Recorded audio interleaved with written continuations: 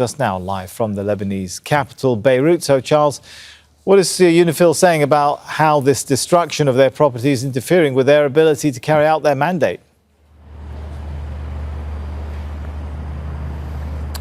Well, Sammy, we've been speaking to a deputy spokesperson for UNIFIL in the last couple of hours. The stats that she's given us are really quite shocking.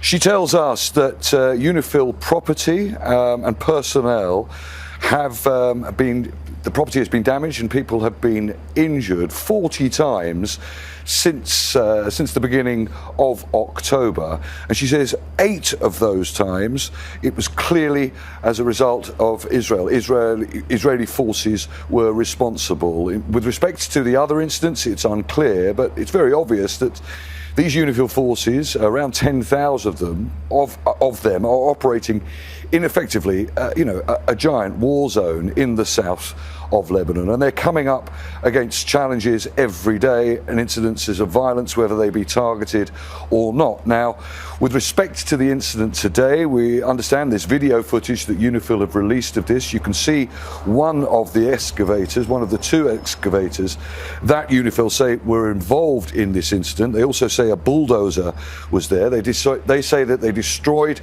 or these bulldozers destroyed, a part of a fence we believe is part of that UNIFIL base.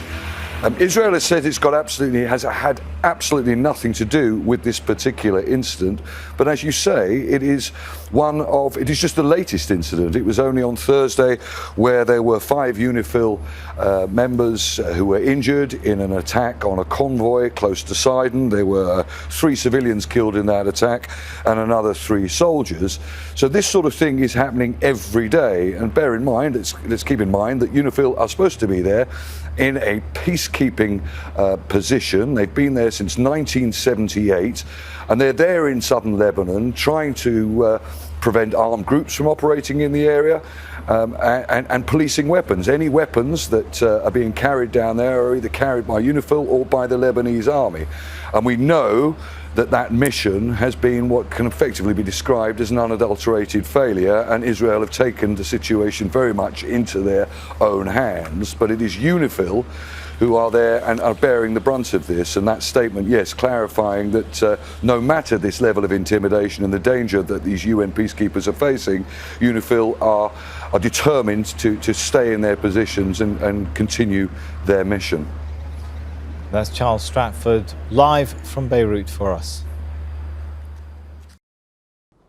Make sure to subscribe to our channel to get the latest news from Al Jazeera.